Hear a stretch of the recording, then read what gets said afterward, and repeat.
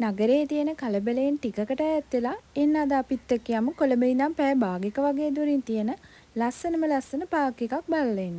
අද අපි මේ ඇවිල්ලා ඉන්නේ කෝට්ටේ තියෙන වැද්ද ගාන වෙට්ලන්ඩ් පාර්ක් එකට. ඔයාලට මේ පාර්ක් එකට ඇතුල් වෙනකොට රුපියල් 200ක ටිකට් එකක් අරගන්න වෙනවා. එන්නකෝ අපි පාර්ක් එක ඇතුළට ගිහිල්ලාම ලස්සන බලමු.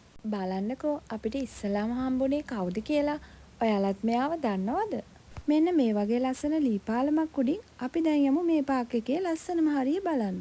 මම දැකපු විදිහට නම් මේ පාර්ක් එකට ගොඩක් ඇවිල්ලා හිටියේ කපල්ස් තමයි. ඔයාගේ ආවත් මේ ලස්සන බලන්න එක්කගෙන එමුද? ස්වභාව ධර්මයේ සුන්දරත්වය විඳින්න කැමති අයට ඇත්තටම මේ පාර්ක් එක සුරපුරයක්.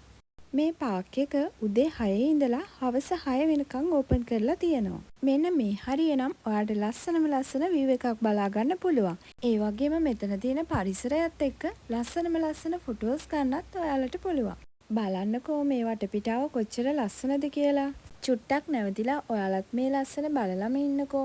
දවස් තිස්සෙම මහන්සි වෙලා වැඩ කරන අපිට මේ වගේ තැනකට ආවහම ඇත්තටම මාරම විදිහට නිදහසක් දැනෙනවා. මේ වගේ ලස්සන තැන් අපේ ජීවිතේ පුංචි මතකයන් එකතු කරනවා. මොහොතක් නතර වෙලාම බලන්නකෝ. අන්න අර උඩ තියෙන හට් එකට ගිහිල්ලා අපි ඒ ලස්සනත් බලලම ඉමුකෝ. මෙතන මෙන්න මේ විදිහට හැමදේම විස්තර කරලා බෝඩ් ගහලා තියෙනවා. ඒ නිසා ඔයාලට ඒ දේවල් ඉගෙන ගන්නත් පුළුවන්. එන්න මාත් එක්ක දැන් යමු මේ පාර්ක් එකේ ලස්සනම ප්ලේස් එක බලන්න. බලන්නකෝ මේ ලස්සන දිහා බලාගෙන ඉන්න යාළුවා කවුද කියලා. කොහොම හරි ඔන්න අපි උඩටම ගියා. මෙන්න මේ view point එකට ආවට පස්සේ ඔයාලට මේ වටේම තියෙන ලස්සන බලා ගන්න පුළුවන්.